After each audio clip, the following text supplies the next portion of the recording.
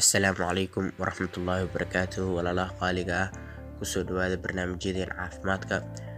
Maanta hadduu ilaahay yiraahdo waxaan ka hadli doonaa saddex wax oo aad u sababa indho qaleelka.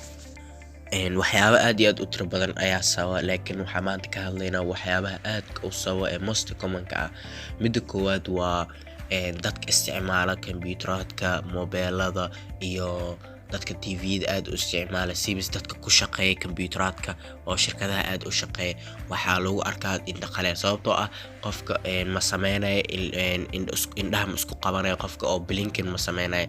Soo marka blinking qofka markuu sameynayo aad ayay muhiim u tahay, oo ilbiriqsi walba aad sameynaysid muhiim ayay isha u tahay, oo ishaasi waxay soo daanaysaa ilinta. Marka indhaha aad isku qabanaysid ilinta la soo daanaya, laakiin qofka hadduu indhaha isku qabanaynin oo indhihiis markasta ay furan yihiin waxay qofka sababa indhihiisa qaleel inay noqdaan.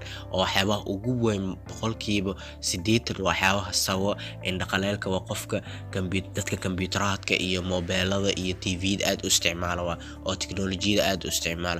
Sidoo kale waxyaabaha aad iyo aad u sababa waxaa ka mid ah indho qaleelka waa inay xirmaan ilinta wadooyinka soo maraysa inay xiranto ama ilinta in la waayo.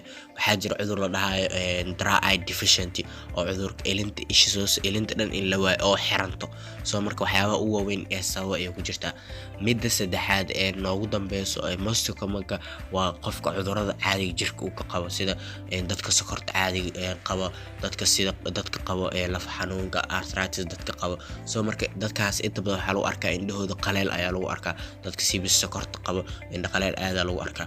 Sidoo kale dadka daawooyinka aan loo qorin iska isticmaalayaan iyo dadka isticmaalayaan daawooyinka oo dhalmada yareynaya inta badan waxaa lagu arkaa indho qaleel. Laakiin boqolkiiba 80 dadka indho qaleelka waxaa ku sababa waa kombiyuutarka, dadka kombiyuutarada isticmaala iyo mobeelada iyo tvda. Waa idinkaga mahadcelinayaa daawashada videogan.